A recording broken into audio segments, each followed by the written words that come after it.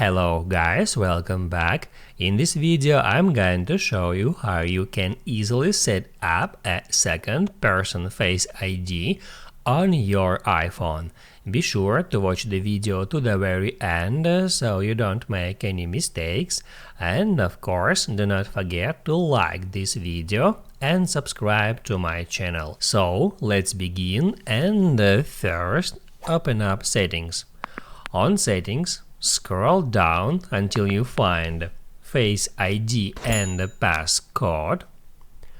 Then type in your current passcode for your device, and now right here you can easily find Set up an alternate appearance feature.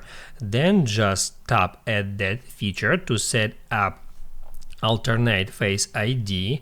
Now you need to look into camera, then hit on Get Started, and then just look around like that, and then hit on Continue. Then it asks to continue to do it again, and that's it. Face ID is now set up. You can hit at Done, and now you can hop out Settings. Write down in the comments below if you have any questions about that tutorial, and also I recommend you to check out my iPhone tutorials playlist, which you can easily find in the description. Hit the like button if you liked that video, and see you in the next one.